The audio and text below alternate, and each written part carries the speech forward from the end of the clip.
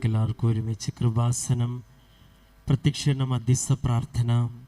അമ്മേ, പരിശുദ്ധ അമ്മേ, ദൈവമാതാവേ, കൃപാസനത്തിലൂടെ ഞങ്ങൾക്കും ഞങ്ങളുടെ ദേശത്തിനും അമ്മ മാധ്യസ്ഥം തേടിത്തന്ന എല്ലാ അനുഗ്രഹങ്ങൾക്കും കൃപകൾക്കും ഞങ്ങളിപ്പോൾ ഹൃദയം നിറഞ്ഞ നന്ദി പറയുന്നു.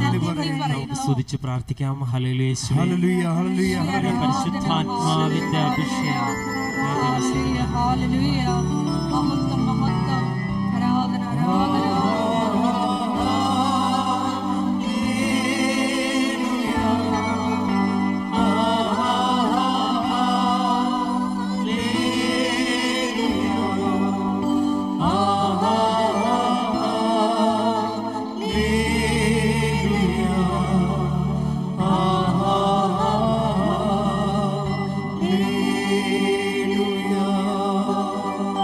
പരിശുദ്ധ പരമദിവ്യകാരുണ്യത്തിന് ആരാധനയും സ്തുതിയും പുകഴ്ചയും ഉണ്ടായിരിക്കട്ടെ. പരിശുദ്ധ പരമദിവ്യകാരുണ്യത്തിന് ആരാധനയും സ്തുതിയും പുകഴ്ചയും ഉണ്ടായിരിക്കട്ടെ. പരിശുദ്ധ പരമദിവ്യകാരുണ്യത്തിന് ആരാധനയും സ്തുതിയും പുകഴ്ചയും ഉണ്ടായിരിക്കട്ടെ. അമ്മേ, പരിശുദ്ധ അമ്മേ, അമ്മേ, പരിശുദ്ധ അമ്മേ, ദൈവമാതാവേ, 2004 ഡിസംബർ 7-ാം തീയതി ഉച്ച കഴിഞ്ഞ് 2:30 കൃപാസനത്തിൽ സംഭവിച്ച അമ്മയുടെ പ്രത്യക്ഷപ്പെടലിനെ കുറിച്ച് തിരുസഭയ്ക്ക് സമർപ്പിച്ചിരിക്കുന്ന പഠനരേഖകളുടെ പേരിൽ വസ്തുനിഷ്ഠവും ദൈവശാസ്ത്ര വിധിപ്രകാരമുള്ളതുമായ അന്വേഷണ പഠനങ്ങൾ നടത്തി ആ പ്രത്യക്ഷപ്പെടലിലൂടെ പ്രകടമായ ദൈവമാതാവിന്റെ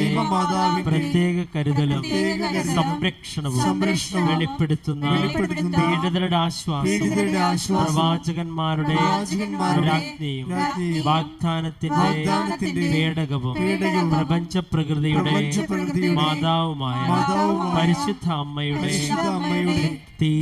തിരുസഭയിൽ കൂടുതൽ പ്രചരിച്ച് ജീവിതത്തിന്റെ ദുരിത ദുരന്ത അവസ്ഥകളിൽ അകപ്പെട്ട് കഴിയുന്ന അനേകായിരം മക്കൾക്ക് ദൈവത്തിന്റെ സാന്നിധ്യവും സന്ധിപ്പും കൂടുതൽ അനുഭവിക്കുക വഴി ആത്മീയ വിശുദ്ധിയും ദൈവശക്തിയും കൈവരിക്കുവാൻ ഞങ്ങളുടെ കുടുംബങ്ങളെ ഇടയാക്കണമേ. അമ്മേ, പരിശുദ്ധ അമ്മേ, ഭൂസ്വർലോകങ്ങളുടെ രാജ്ഞിയായ അങ്ങേക്ക് ഭൗമ സംരക്ഷണത്തിനായി പ്രപഞ്ച പ്രകൃതിയെ തിരുസഭ പ്രതിഷ്ഠിക്കുവാൻ ഈ പ്രത്യക്ഷീകരണം വഴി ഇടയാക്കണമേ. പരിശുദ്ധ അമ്മേ, ജപമാല മാതാവേ, സകല കൃപാസന പ്രാർത്ഥനകളോട് ചേർത്ത് ഞങ്ങൾ ഇപ്പോൾ പ്രാർത്ഥിക്കുന്ന ഈ സമൂഹത്തിന്റെ പ്രത്യേക നിയോഗങ്ങൾ, നമ്മുടെ നിയോഗങ്ങൾ നമുക്ക് മൗനമായി സമർപ്പിച്ച് പ്രാർത്ഥിക്കാം.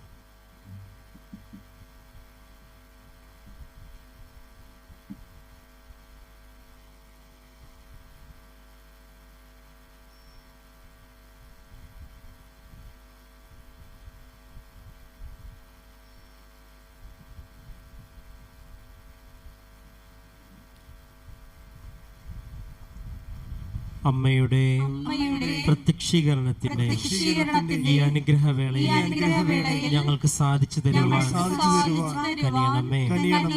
ആമേൻ. നമുക്ക് സ്തുതിച്ച് പ്രാർത്ഥിക്കാം. ഹല്ലേലൂയ, ആരാധന ആരാധന, ഹല്ലേലൂയ, ഹല്ലേലൂയ.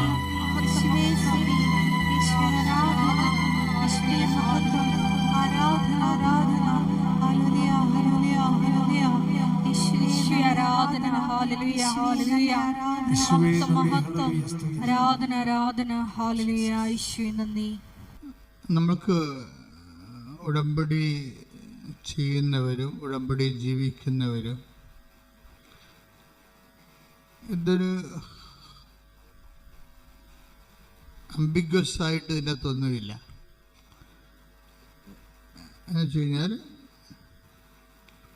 നമുക്ക് ചിലപ്പോൾ കിട്ടാതിരിക്കാം, ചിലപ്പോൾ കിട്ടാം, പോയി നോക്കാം, എങ്ങനെ വരുമെന്നറിയട്ടെ, അങ്ങനെ ഒരു രീതിയിൽ നിങ്ങൾ ഉടമ്പടി എടുത്ത 0 മെരിറ്റാണ് വരാൻ പോണത്, 0 ഗ്രേസ്. കാര്യം നിങ്ങൾ ദൈവത്തെയും ഉടമ്പടിയെയുമാണ് സംശയിക്കുന്നത്. ആദ്യമേ ദൈവത്തെയും ഉടമ്പടിയാണ് സംശയിക്കണം. അപ്പം അങ്ങനെ നമ്മൾ ആലപ്പുഴ പോയി നോക്കുക. ഇനിയിപ്പോൾ അവിടെ കൂടി പോയില്ലെന്ന് വേണ്ടല്ലോ എന്ന് വിചാരിച്ചുകൊണ്ട് ഈ ഉപ്പ് നോക്കാൻ വേണ്ടി, ഉടമ്പടിയുടെ ഉപ്പ് നോക്കാൻ വേണ്ടി വരുന്ന ആൾക്കാരില്ലേ, അത് നിങ്ങൾ വെറുതെ വന്ന് പണി മേടിക്കരുത് എന്നുള്ളതാണ് എൻ്റെ അച്ഛൻ. ദൈവത്തെ പരീക്ഷിച്ച് പണി മേടിക്കരുത്. നിങ്ങളുടെ സ്വാഭാവികമായിട്ട് നിന്നുവരെ നിങ്ങൾ ഗതി പിടിക്കാത്തതിൻ്റെ മെയിൻ കാരണം ദൈവത്തിൻ്റെ പ്രാർത്ഥനാ ജീവിതത്തിലുണ്ടാകുന്ന നിങ്ങളുടെ ആജന്മ നിങ്ങളുടെ സംശയങ്ങളൊക്കെ തന്നെയാണ്. നിങ്ങൾ എപ്പോഴും ദൈവത്തിൻ്റെ ഹാഫ് മൈൻഡഡ് ആണ്. അതുകൊണ്ടാണ് പകുതി മനസ്സുണ്ട്. പകുതി മനസ്സിൽ ആണ് പലപ്പോഴും പലരും ഉടമ്പടി ചെയ്യുന്നത്. ഈ പകുതി മനസ്സാണെങ്കിൽ നിങ്ങൾ ഇത് റിസൾട്ട് ശരിക്കും എന്തെങ്കിലും കിട്ടുമെന്നല്ല, അതായത് ഉടമ്പടി എന്ന ദൈവിക സംവിധാനത്തെ തന്നെ നമുക്ക് ഇപ്പം നിങ്ങൾക്കറിയാമല്ലോ, ചില കണക്കുകളൊക്കെ ചെയ്യുമ്പോൾ ഉത്തരം തെറ്റാണെങ്കിലും വഴി ശരിയാണെങ്കിൽ മാർക്ക് കിട്ടത്തില്ലേ. നിങ്ങൾ സംശയിച്ചിട്ടുകൊണ്ടാണ് ഉടമ്പടി ഹാഫ് മൈൻഡഡ് ആണ് ചെയ്യണമെങ്കിൽ വഴിക്ക് പോലും മാർക്ക് കിട്ടത്തില്ല. അതാണ് സംഭവം, വഴിക്ക് പോലും മാർക്ക് കിട്ടത്തില്ല. അപ്പം അതുകൊണ്ട് അപ്പം നിങ്ങൾ ഞങ്ങൾ സംശയിക്കാതെയാണ് ചെയ്യണത്, ഞങ്ങൾ അങ്ങനെ വിശ്വാസമില്ലെങ്കിൽ പിന്നെ ഇവിടം വരെ വരുമായിരുന്ന അത് ഓക്കെ, വന്നു എന്ന് പറഞ്ഞുകൊണ്ട് ഒരു പ്രയോജനമില്ല. എന്താ കാര്യം വെച്ച് കഴിഞ്ഞാൽ ഉടമ്പടി അതിനൊരു എക്സിക്യൂട്ടീവ് ലെവലുണ്ട്, പ്രയോഗ രീതിയുണ്ട്. നമ്മളത് ഉടമ്പടി എപ്പോഴും നമ്മൾ എന്ത് പറയുന്നു എന്നുള്ളതല്ല, എന്ത് പ്രയോഗിക്കുന്നു എന്നുള്ളതാണ് അതിൻ്റെ മറ്റ് പ്രാർത്ഥനകളിൽ നിന്ന് ഉടമ്പടിയെ മാറ്റി നിർത്തുന്നത്. നിങ്ങൾക്ക് വേണമെങ്കിൽ 3000 നന്മ നിറഞ്ഞവരെയും ചെല്ലാം, 30,000 സ്വർഗസ്ഥനായ പിതാവ് ചെല്ലാം. അങ്ങനെ എന്തെങ്കിലും ചുണ്ടുകൊണ്ട് അഭ്യാസം കാണിച്ച ദൈവത്തെ അകപ്പെടുത്താവുന്നുള്ള മിഥ്യാധാരണയുമായിട്ട് ഉടമ്പടിയിലേക്ക് സമീപിക്കരുത്. ഉടമ്പടി ഇറ്റ് ഇസ് അനദർ പ്രോജക്റ്റ്. അപ്പം അത് കൃത്യമായിട്ട് മനസ്സിലാക്കണം. അതുകൊണ്ട് എങ്ങനെയാണ് ഉടമ്പടി? അതിന് ഏറ്റവും നല്ല കാര്യം ഉടമ്പടിയുടെ സാക്ഷ്യങ്ങൾ കേൾക്കുന്നതാണ്. My second point. First point, half മൈൻഡായിട്ട് ഉടമ്പടിയിലേക്ക് വരരുത്, ഫുൾ മൈൻഡായിട്ട് വരണം. ഇത് എൻ്റെ അവസാനത്തെ അബോർഡാണ്. This is my last destination. എന്നെ ദൈവം കൊണ്ടുവന്നതാണ്. അമ്മ എന്നെ കാത്തിരിക്കാനിവിടെ. എനിക്ക് യോഗ്യതയില്ലെങ്കിലും അമ്മയുടെ മധ്യസ്ഥതയിൽ ഈ വിഷയത്തിന് തീരുമാനമുണ്ടാകും. ഞാൻ ദൈവത്തിൻ്റെ വചനം പോലെ ജീവിക്കും.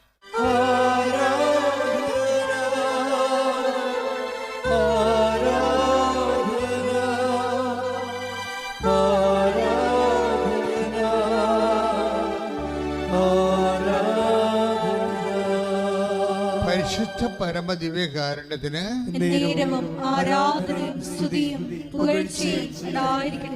അപ്പൊ സെക്കൻഡ് പോയിന്റ് എന്താണ്? സെക്കൻഡ് പോയിന്റ് സാക്ഷ്യങ്ങള് കേൾക്കുക. അപ്പോൾ ഒരു ദിവസം നമ്മൾ അപ്പ് ചെയ്യുന്നത് 25 സാക്ഷ്യങ്ങളാണ്. 25 സാക്ഷ്യങ്ങളാണ്. 10 സാക്ഷ്യങ്ങൾ ഇൻഡിവിജ്വലായിട്ട് അപ്പ് ചെയ്യും, 15 സാക്ഷ്യങ്ങൾ ക്ലസ്റ്ററായിട്ട് അപ്പ് ചെയ്യും. എല്ലാ വിഷയങ്ങൾക്കും ഉടമ്പടി എല്ലാ വിഷയങ്ങൾക്കും സാക്ഷ്യം എന്ന് പറഞ്ഞുകൊണ്ട് ക്ലസ്റ്ററായിട്ട് 15 സാക്ഷ്യം ഒരുമിച്ചിടും. പിന്നെ സബ്ജക്റ്റ് വൈസ് സബ്ജക്റ്റ്, മനുഷ്യന് 100,000 മനുഷ്യർക്ക് 100,000 വിഷയങ്ങളാണ്. അപ്പം സബ്ജക്റ്റ് ഈ ആഴ്ചയിൽ നടന്ന സബ്ജക്റ്റ് വൈസ് സാക്ഷ്യം എന്താണ്? എഡ്യൂക്കേഷൻ ഉണ്ടാകും, ചിലപ്പോൾ ജോബ് ഓറിയൻറ്റഡ് ഉണ്ടാകും, ഭവനരഹിതരുണ്ടാകും, രോഗികളുണ്ടാകും, അതുപോലെ തന്നെ കുടുംബ തകർച്ച വന്നവരുണ്ടാകും, ഡൈവേഴ്സ് കേസ് ഉണ്ടാകും. അപ്പോൾ ഈ വിഷയങ്ങൾക്കെല്ലാം ദൈവം 3-4 തരത്തിൽ മറുപടി പറയും. ഒന്നാമത്തെ മറുപടി ബൈ കവനൻ്റ് തന്നെ. ഇന്ന് മുതൽ ദൈവം ഉടമ്പടി നിങ്ങൾക്ക് ദൈവത്തിന് ഉള്ള കാര്യം എപ്പോഴും നമ്മൾ ശ്രദ്ധിക്കേണ്ട കാര്യം,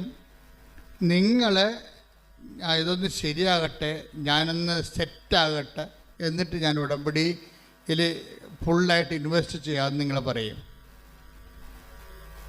നിങ്ങളൊന്ന് സെറ്റാകട്ടെ, എനിക്ക് ഇന്ന് വീട്ടിൽ 2-3 വിരുന്നുകാരൊക്കെ ഉണ്ട്, അവരൊക്കെ ഒന്ന് പോട്ടെ, സ്വസ്ഥമായിട്ട് എന്നിട്ട് ഉടമ്പടി ചെയ്യാമെന്ന് പറയും. നിങ്ങൾ സെറ്റാകാൻ തീരുമാനിച്ചാൽ ഈ ഉടമ്പടി ഇപ്പം തന്നെ പൊട്ടും. എന്നുവെച്ചാൽ നിങ്ങൾക്ക് അതിനോടുള്ള തീഷ്ണതയാണ്. നിങ്ങൾക്കറിയാവില്ല, അതിൻ്റെ അകത്ത് വരുന്നൊരു വിഷയം, ദൈവികമായ ഒരു വിഷയങ്ങൾക്ക് കാലമോ സമയവുമേ ഇല്ല. അത് എപ്പോഴും നമ്മൾ ശ്രദ്ധിക്കണം. 2 തിമോത്തി 4:2 എടുത്ത്.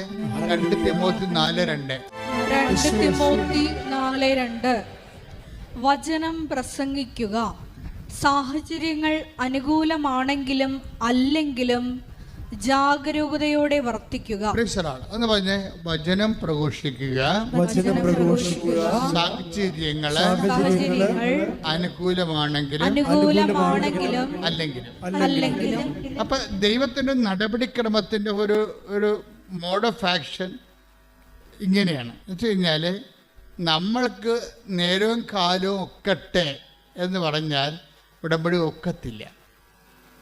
കാര്യം അത് നിങ്ങളുടെ തന്നെ വിശ്വാസക്കുറവിൻ്റെ ഒരു ബഹിഷ്പുരണമാണ് സംഭവം. വീടൊന്ന് സെറ്റാകട്ടെ എന്ന് വിചാരിക്കണത്, ലൈഫ് ഒന്ന് സെറ്റാകട്ടെ, എന്നിട്ട് വേണം ആധ്യാത്മികമായ കാര്യങ്ങൾ ചിട്ടയായിട്ട് ചെയ്യാൻ. അങ്ങനെയല്ല.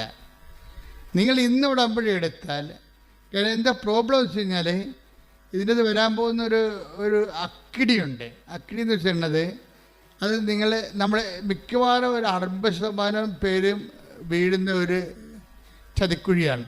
എന്ന് വെച്ചാൽ നിങ്ങൾ ഉടമ്പടി എടുക്കുമ്പോൾ തന്നെ റിസൾട്ടാവും. എന്താ റിസൾട്ട് എന്ന് പറയുന്നത്? ദൈവത്തിനറിയാം നിങ്ങൾ ഈ ഉടമ്പടി ഉഴപ്പുമോ ഇല്ലയോ എന്ന്. അതാണ് വിഷയം. നിങ്ങൾ ഈ ഉടമ്പടി നിങ്ങൾക്കറിയത്തില്ല. നിങ്ങളിതെല്ലാം നല്ലവണ്ണം ചെയ്യാം എന്ന് പറഞ്ഞ് ഒരു ആഗ്രഹമേ ഉള്ളൂ ശരിക്കും പറഞ്ഞാൽ. പക്ഷേ ദൈവത്തിനറിയാം ഈ സംഭവം 10-20 ദിവസം കഴിയുമ്പോൾ ഇത് മിക്കവാറും ഈ പയറിന് മുഞ്ഞ പിടിക്കണ പോലെ നിങ്ങളുടെ ഉടമ്പടിക്ക് മുഞ്ഞ പിടിക്കുമെന്നും പിന്നെ ഉടമ്പടി എടുത്തായിട്ട് നിങ്ങൾ മറന്നു പോകുന്നതൊക്കെ ദൈവത്തിനറിയാം. അഭ്യാസക്കാരെ കൃത്യമായിട്ട് ദൈവത്തിനറിയാം. അതുകൊണ്ട് ആ കാശും പോയി, വേണമെങ്കിൽ ഓഫീസിൽ പോയി കാശും എടുത്ത് തിരിച്ചു പോയേക്കണം, പത്രത്തിൻ്റെ കാശൊക്കെ. ഈ അഭ്യാസക്കാരോട് എടുത്തിട്ട് കാര്യമില്ല. കാര്യം നിങ്ങൾ ദൈവത്തിനെയാണ് പരീക്ഷിക്കുന്നത്. എവിടെയാണ് വന്നത് നിങ്ങൾക്കൊരു ബോധമില്ല. എല്ലായിടത്തും പോണ പോലെ വന്ന് കയറിയിരിക്കുകയാണ്. അമ്മ മാതാവ് ജീവനോടെ പ്രത്യക്ഷപ്പെട്ടൊരു ഇടത്തിൽ നിന്റെ കണ്ണീരിൻ്റെ കാലത്ത് ദൈവത്തിൻ്റെ കാരുണ്യമാണ് നിന്നെ തിരിച്ചു പിടിച്ചിരിക്കുന്നത്. സ്തുതിക്കട്ടെ, ഹല്ലേലൂയ.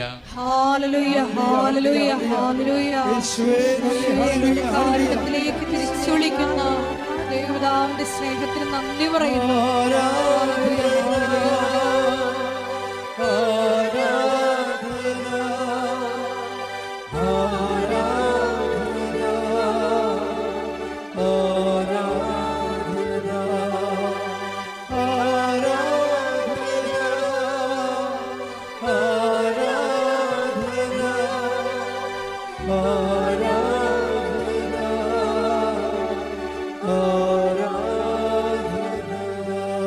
അവസാനം എന്താണ് അച്ഛൻ പറഞ്ഞത്? ഈ കണ്ണീരിൻ്റെ കാലത്ത് ദൈവത്തിൻ്റെ കാരുണ്യമാണ് നിന്നെ തിരിച്ചു വിളിപ്പിച്ചിരിക്കുന്നത്. അപ്പൊ ഉടമ്പടി എന്ന് പറയുമ്പോൾ നിങ്ങൾ എല്ലാ പ്രാർത്ഥനയ്ക്കും പോകുന്നവരെ കുമ്പസാരത്തിൽ കുർബാന ഉള്ളവരാണ്, പൊതുവാസ ജീവിതം ഉള്ളവരാണെന്ന് പറഞ്ഞൊരു കാര്യമില്ല. ഇതെല്ലാം ഉണ്ടെങ്കിലും നമുക്ക് ദൈവത്തിൽ നിന്ന് അകന്ന് ജീവിക്കാൻ പറ്റും. ഇത് ഭയങ്കര സംഭവമാണ്. കുടുംബ പ്രാർത്ഥനയൊക്കെ ഉണ്ടാകും, നിങ്ങൾ ഡെയിലി കമ്മ്യൂണിക്കേറ്റഡ് ആയിരിക്കും. ഇങ്ങനെയൊക്കെ ആചാരവട്ടങ്ങളും ചിറ്റവട്ടങ്ങളൊക്കെ നിങ്ങൾ ചെയ്താലും ബൈ പേഴ്സൺ നിങ്ങൾ ദൈവത്തിൽ നിന്ന് അകലെയായിരിക്കും. അതുകൊണ്ടാണ് ഇപ്പോൾ ഈശോ ഇങ്ങനെ പറഞ്ഞത്, ദൈവത്തിൻ്റെ കാരുണ്യമാണ് നിങ്ങളെ തിരിച്ചു വിളിപ്പിച്ചിരിക്കുന്നത്. പറഞ്ഞേ, ദൈവത്തിൻ്റെ എന്നെ തിരിച്ചു വിളിച്ചിരിക്കുന്ന ദൈവത്തിൻ്റെ കാരുണ്യമേ. ദിവ്യകാരുണ്യമേ ദിവ്യകാരുണ്യമേ അങ്ങേ ആരാധിക്കുകയും നിന്നെ ആരാധിക്കുകയും സ്തുതിക്കുകയും അങ്ങേക്ക് നന്ദി പറയുകയും ചെയ്യുന്നു. ഉടമ്പടി എപ്പോഴും നമുക്ക് ഓർക്കുക, അത് കാരുണ്യത്തിൻ്റെ പ്രാർത്ഥനയാണ്.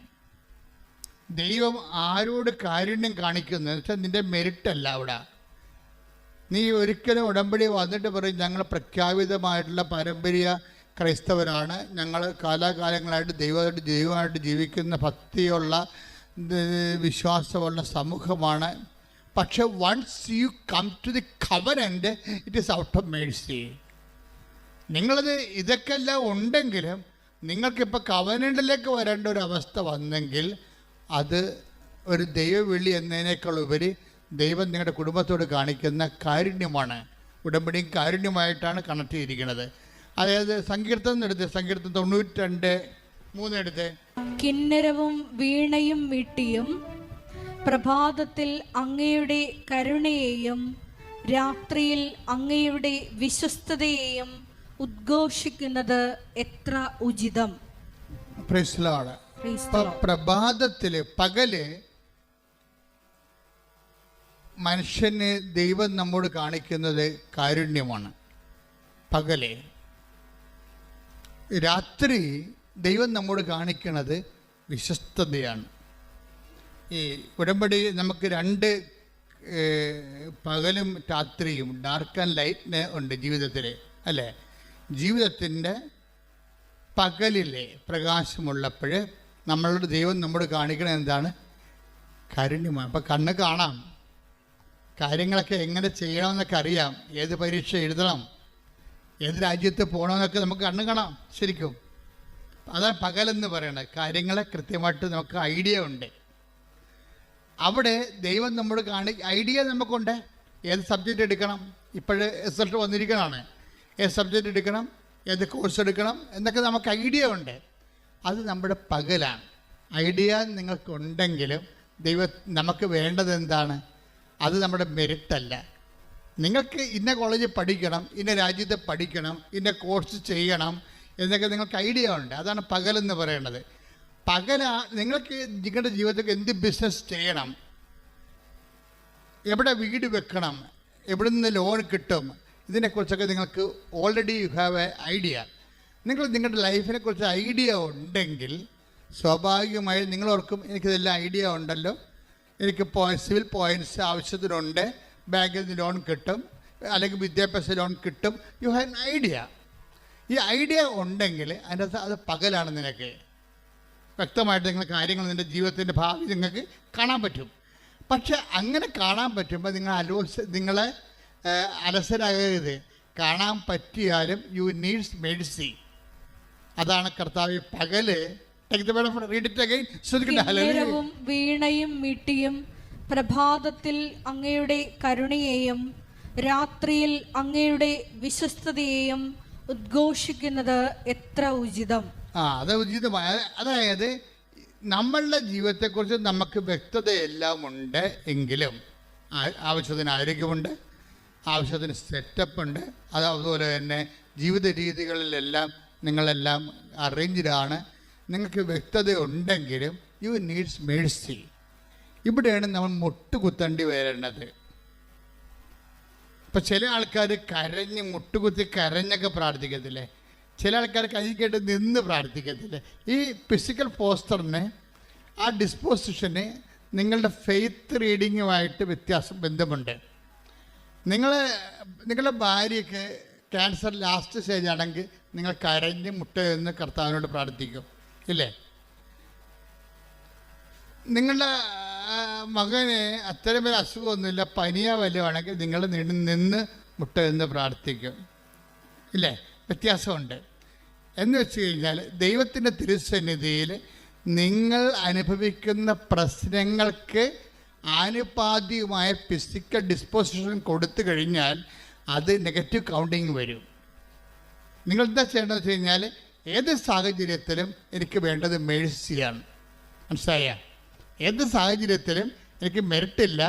പകലാണെങ്കിലും വ്യക്തമായിട്ട് ജീവിതം കാണാമെങ്കിലും ജീവിതത്തെക്കുറിച്ച് വ്യക്തത ഉണ്ടെങ്കിലും നമുക്കെന്ത് വേണം? മേഴ്സി വേണം. എന്ത് വേണം? കരുണ വേണം. അപ്പോൾ എന്ത് ചെയ്യണം? കരുണയുടെ ഡിസ്പോസിഷൻസാണ് നമുക്ക് വേണ്ടത്. ഇങ്ങനെ ഉള്ള ആൾ നിന്ന് കൈ കെട്ടി നിൽക്കുന്ന ആളിന് വല്ല കരുണയും കിട്ടുക? കിട്ടത്തില്ല. എന്നാൽ അയാൾ കണ്ടൻറ്റഡ് ആണെന്ന് ദൈവത്തിന് അറിയാം. He's contented. ദൈവത്തിന് വേണമെങ്കിൽ എന്നെ ഒന്ന് അനുഗ്രഹിച്ചോ എന്ന് പറഞ്ഞ് നിൽക്കുന്ന ആൾക്കാരല്ലേ. കാര്യം എനിക്കറിയാം എൻ്റെ വിഷയം സെറ്റ് ചെയ്യാൻ, എനിക്കറിയാം എവിടെ പോകണമെന്നുള്ളത്. പക്ഷേ ബൈബിൾ പറയണത് ഇങ്ങനെയുള്ള പേഴ്സണലായിട്ട് ഓക്കെ ആണെങ്കിലും you needs grace, you needs mercy. എന്നുവെച്ചാൽ മേഴ്സി എന്ന് പറഞ്ഞത് ഗ്രേസിന് രണ്ടാണ്. മേഴ്സി എന്ന് പറയുന്നത് മെരിറ്റില്ലാത്ത അവസ്ഥയിലെല്ലാം മേഴ്സിയാണ് നമുക്ക് വേണ്ടത്. If you have no merit you needs mercy. നിങ്ങൾക്ക് യോഗ്യതയില്ലെങ്കിൽ നിങ്ങൾക്ക് എന്താ വേണ്ടത്? കരുണയാണ് വേണ്ടത്. അപ്പം പകലിന് പോലും ജീവിതം വ്യക്തമായിട്ട് കാണാമെങ്കിൽ പോലും ദൈവത്തിൻ്റെ കരുണയാണ് വേണ്ടതെന്നുണ്ടെങ്കിൽ ആ എല്ലാ വിഷയങ്ങളും, ഉടമ്പടി തന്നിരിക്കുന്ന എല്ലാ ഹോംവർക്കുകളും കരുണയുടെ ഡിസ്പോസിഷനിലാണ് ചെയ്യേണ്ടത്. മനസ്സിലായില്ലേ? ദൈവം നമ്മോട് കരുണ തോന്നുന്ന രീതിയിലാണ് ചെയ്യേണ്ടത്. ആക്കാൻ വേണ്ടി ഒക്കാനിക്കരുത് നടത്താം. 10 പത്രമുണ്ട്, കൊടുത്തേക്കാം. അയൽവാസികൾക്ക് ചെന്ന് കൊടുക്കും. കൊടുത്ത് പെട്ടെന്ന് ചാപ്റ്റർ എത്രയും വേഗം ചാപ്റ്റർ ക്ലോസ് ചെയ്യാൻ പറ്റുമല്ലോ എന്ന് വിചാരിച്ചുകൊണ്ട് ആ ചാപ്റ്റർ ക്ലോസ് ചെയ്യും. പത്രം കൊടുക്കാൻ പറഞ്ഞു. ഇപ്പം ഇന്ന് ബഹുമാനോടെ ക്ലീനച്ചൻ പറഞ്ഞില്ലേ, ഇവിടുത്തെ ഏറ്റവും ടോപ്പ് പ്രേക്ഷിത പ്രവർത്തനം ഉടമ്പടിയിൽ മിക്കവാറും 40 പോയിൻ്റാണ് പത്രത്തിനുള്ളത്. കാര്യം പത്രമാണ് ജനങ്ങളെ ദൈവത്തിലേക്ക് അടുപ്പിക്കുന്നത്. നിങ്ങളൊരു രോഗിയെ നഖം വെട്ടി കൊടുത്തു കഴിഞ്ഞാൽ ആ രോഗിക്ക് മാത്രമാണ് ഗുണം. പക്ഷെ ഒരു പത്രം കൊടുത്തു കഴിഞ്ഞാൽ അവന് വിശ്വാസം കൊടുക്കുക മാത്രമല്ല, നിങ്ങളെ സഹായിച്ച ആരെങ്കിലും വേറെ ആൾക്കാരെ സഹായിച്ച ചരിത്രമുണ്ടാവും. പക്ഷെ നിങ്ങൾ വിശ്വാസം കൊടുത്താൽ ആ വിശ്വാസം അവർ കൈമാറും. അപ്പോൾ ഈ ഇവാഞ്ചലൈസേഷനും, അതായത് വിശ്വാസ കൈമാറ്റവും വിശ്വാസ പ്രവർത്തനവും തമ്മിൽ വ്യത്യാസമുണ്ട്. അതുകൊണ്ടാണ് നിങ്ങൾ ദൈവത്തിൻ്റെ കരുണ നമുക്ക് ലഭിക്കത്തക്ക രീതി വേണം നിങ്ങൾ പ്രേക്ഷിത പ്രവർത്തനങ്ങൾ ചെയ്യാൻ. എന്താണ്? നിങ്ങൾ പ്രാർത്ഥിക്കണം, കർത്താവേ, ഇത് ഞാനൊരു കടമ നിർവഹിക്കുക മാത്രമല്ല, ഇത് വായിച്ചവൻ അങ്ങേ അറിയണം, അത് എൻ്റെ ചെവി കൊണ്ട് ഞാൻ കേൾക്കണം, അവർക്ക് കർത്താവിനെ കിട്ടിയെന്ന് അറിയണം. അങ്ങനെയൊക്കെ നമുക്ക് ഒരു ആത്മബന്ധത്തോടുകൂടിയാണ് പ്രേക്ഷിത പ്രവർത്തനം ചെയ്യണമെങ്കിൽ നിങ്ങൾക്ക് കർത്താവിൻ്റെ കരുണ കിട്ടും. എന്ന് വെച്ച് കഴിഞ്ഞാൽ ഇപ്പം ഞാനിപ്പോൾ എവിടെയെങ്കിലും പോവുകയാണെങ്കിൽ ഞാൻ രാവിലെ എനിക്ക് ഫീഡിങ് പ്രെയർ എന്ന് പറഞ്ഞ സെഷനുണ്ട്. ഫീഡിങ് പ്രെയർ എന്ന് വെച്ച് കഴിഞ്ഞാൽ ആ മുഴുവൻ റൂട്ട്, എൻ്റെ വണ്ടി പോകുന്ന മുഴുവൻ റൂട്ട് കർത്താവിന് സമർപ്പിക്കും. തലേ ദിവസം തന്നെ സമർപ്പിക്കാൻ തുടങ്ങും. എൻ്റെ പുറകെ വരുന്ന വാഹനം, മുമ്പേ വരുന്ന വാഹനം, സൈഡിൽ കൂടെ പോകുന്ന വാഹനം, ഞാൻ കണ്ടെത്തുന്ന സ്ഥലങ്ങൾ, കുടിക്കുന്ന വെള്ളം, എല്ലാ ടൈം, ഓഫീസ്, കണ്ടുമുട്ടുന്ന വ്യക്തികൾ, കണ്ടുമുട്ടാനിരിക്കുന്നവർ, ഇനി എൻ്റെ ആംഗിളിലില്ലാത്ത ആൾക്കാരെല്ലാം ദൈവത്തിൻ്റെ സന്നിധി കൊണ്ടുവരും. ഇങ്ങനെ ഇതിന് ഈ ഫീഡിങ് പ്രയറിൻ്റെ ഒരു ഗുണം, നിങ്ങളുടെ ദൗത്യം മിഷൻ ഗൈഡഡ് ആയിരിക്കും. ഫീഡിങ് പ്രയർ വന്നാൽ മിഷൻ ഗൈഡഡ് ആവും. എന്ന് വെച്ച് കഴിഞ്ഞാൽ ആര് ഗൈഡ് ചെയ്യും? ഇപ്പം നിങ്ങളുടെ യാത്രകൾ നിങ്ങളല്ല ഗൈഡ് ചെയ്യണത്. That is known sense. അത് പഠിക്കാൻ സാധിക്കും. ഒരു ദൈവ പൈതലിനെ സംബന്ധിച്ചിടത്തോളം അവൻ്റെ യാത്ര, അവൻ്റെ ഉദ്യമങ്ങൾ ദൈവം ഗൈഡ് ചെയ്യണം. ദൈവം ഗൈഡ് ചെയ്യണമെങ്കിൽ എല്ലാം ദൈവത്തിൻ്റെ കൺട്രോളിൽ കൊണ്ടുവരണം. എല്ലാം ദൈവത്തിൻ്റെ കൺട്രോളിൽ, യാത്ര, ഭക്ഷണം, സംസാരം, എല്ലാം എല്ലാം ദൈവത്തിൻ്റെ കൺട്രോളിൽ കൊണ്ടുവന്നു കഴിഞ്ഞാൽ പിന്നീട് ഫീഡിങ് കഴിയുമ്പോൾ, അതാണ് ഫീഡിങ് എന്ന് പറയുന്നത്. അത് ഇപ്പോൾ ഞങ്ങൾ ചിലർ ജപമാല സമർപ്പിക്കും, ചിലർ സൽപ്രവർത്തികൾ ചെയ്തുകൊണ്ട് അവരുടെ അജണ്ട സമർപ്പിക്കും. പാസ്പോർട്ട് ഓഫീസിൽ പോകണം, വിസ ഓഫീസിൽ പോകണം, ഇൻ്റർവ്യൂവിന് പോകണം, പരീക്ഷയ്ക്ക് പോകണം. ഇങ്ങനെ വ്യത്യസ്തമായ കാര്യങ്ങൾ അവിടെ കണ്ടുമുട്ടുന്ന വ്യക്തികൾ തിരിച്ചു പോരുന്ന വരെയുള്ള മുഴുവൻ സംഭവം ഫീഡ് ചെയ്ത് കൊടുക്കണം. പേഴ്സണൽ പ്രയറിൻ്റെ സമയത്താണ് ഫീഡിങ് നടക്കേണ്ടത്. ഫീഡിങ് നടന്നു കഴിഞ്ഞാൽ ടോട്ടലായിട്ട് ഇത് ഗൈഡഡ് ആവും. ഉടനെ ഇത് വേറെ ഫോർമാറ്റിലേക്ക് മാറിയിട്ട് ഗൈഡഡ് ആവും. അപ്പം നിങ്ങൾ അല്ല നയിക്കപ്പെടുന്നത്, നിങ്ങൾ വിചാരിക്കാത്ത സ്ഥലങ്ങളിലേക്ക് നിങ്ങളെ ദൈവം കൊണ്ടുപോകും. നിങ്ങൾ വിചാരിക്കാത്ത വ്യക്തികളോ, കാര്യം നിങ്ങൾക്ക് കാണേണ്ട വ്യക്തി ആരാണെന്ന് ദൈവത്തിന് അറിയാം. നിങ്ങൾക്ക് പോകേണ്ട വ്യക്തി ഓഫീസ് എവിടെയാണെന്ന് ദൈവത്തിന് അറിയാം. അതെങ്ങനെയാണ് ഈസി ആയിട്ട് പോകേണ്ടത് ദൈവത്തിന് അറിയാം. ഇതെല്ലാം ദൈവം ക്രമീകരിച്ച് തരും. ഇതാണ് ഗൈഡഡ് എന്ന് പറയുന്നത്, ഗൈഡഡ് ലൈഫ് എന്ന് പറയുന്നത്. അപ്പോൾ മൊത്തം ദൈവത്തിൻ്റെ ഗൈഡ് ലൈൻസ് കൊണ്ടുവരണം. ഇപ്പം ചിലർക്ക് ആകസ്മികമായിട്ടൊക്കെ ചില ആൾക്കാർ കണ്ടുപിടിയത് ആകസ്മികമായിട്ട്. ഇപ്പോൾ കഴിഞ്ഞ ദിവസങ്ങളിലൊരു സാക്ഷ്യം ഉണ്ടായി. ആ ചേച്ചിയുടെ പേര് ഞാൻ മറന്നുപോയി. അംബിക ചേച്ചിയുടെ സാക്ഷ്യം എന്തറിയാമോ? അംബിക ചേച്ചിയുടെ മകളെ അവർ അയർലൻഡിലോട്ട് വിടുകയാണ്. അപ്പോഴവിടുത്തെ പ്രോബ്ലം വെച്ച് കഴിഞ്ഞാൽ അംബിക ചേച്ചി ആണ് ശരിക്കും കർത്താവുമായിട്ട് ബന്ധമുള്ളത്. അമ്മയെ ഉടമ്പടി എടുത്ത് അമ്മയുമായിട്ട് അടുപ്പമുള്ളത് അംബികയ്ക്കാണ്. മകൾക്ക് വേണ്ടിയാണ് അംബിക അത് ചെയ്തിരിക്കുന്നത്. അപ്പോൾ ഇവർക്ക് ഈ അവരവിടെ എത്ര വരെ ഇതുവരെക്കും അവിടെ അക്കോമഡേഷൻ ആയിട്ടില്ല. അക്കോമഡേഷൻ ആകാത്ത സമയത്ത് അംബിക മകളോട് പറയും, നീ അവിടെ ചെല്ലുക, മാതാവ് നിന്നെ കാത്തു നിൽക്കും, നിനക്ക് അക്കോമഡേഷൻ അവിടെ അറേഞ്ച് ചെയ്ത് തരും. നിങ്ങളൊന്ന് ചിന്തിച്ചു നോക്കിയേ, മനുഷ്യന്മാരുടെ ബന്ധങ്ങളെ പോണ പോക്കേ. ഇപ്പോൾ അയാളുടെ വിമാനത്താവളത്തിൽ ഇറങ്ങുമ്പോൾ തന്നെ ഒരു മലയാളി ഇവിടെ അടുത്തുകൂടി പോകും. അപ്പോൾ അയാൾ മലയാളിയാണെന്ന് ചോദിക്കും ഡ്രൈവർ. അപ്പോൾ എന്താണ് ചോദിക്കും, ചേട്ടാ ഞങ്ങൾക്ക് താമസിക്കാൻ ഇടമില്ല, താമസിക്കാനുള്ള സൗകര്യം ചെയ്ത് തരുമോ എന്ന് ചോദിക്കും. അപ്പോൾ ഉടനെ ആ മനുഷ്യൻ പറയും, ആ കാറിലിരിക്കണത് എൻ്റെ വൈഫാണ്, നിങ്ങൾ അവരോട് ചെന്ന് സംസാരിക്കുക എന്ന് പറയും. ഉടനെ ഇവർ 3-4 കൂട്ടുകാർ കൂടി അവരോട് പോയി സംസാരിക്കും. അപ്പോൾ അവർ പറയും, ഞങ്ങൾക്ക് താമസിക്കാൻ ഇടമില്ല, ഞങ്ങളിവിടെ ജോലിക്ക് വന്നതാണ്, ഞങ്ങളെ സഹായിക്കും. ഉടനെ അവർ പറയും, നിങ്ങൾ വണ്ടി കയറിക്കോ എന്ന് പറയും. ഉടനെ അവർ വണ്ടി കയറിക്കൊണ്ട് ഇവിടെ അവരുടെ വീട്ടിൽ കൊണ്ട് ഇവിടെ ഇറക്കും. ഇറക്കിയിട്ട് അതിൻ്റെ മുകളിലെ നില മുഴുവൻ ഒഴിഞ്ഞു കിടക്കുകയാണ്. ആ നിലയിൽ ഇവർ താമസിപ്പിക്കും. ശ്രുതികട്ടെ ഹല്ലേലൂയ. Hallelujah hallelujah hallelujah. ആരാധന ഹല്ലേലൂയ. മരിയോടെ എടുത്ത് ഞങ്ങൾ എല്ലാവരുടെയും കൂടെ സാന്നിധ്യമായി സഞ്ചരിക്കുന്ന സ്നേഹത്തിന് നന്ദി പറയുന്നു.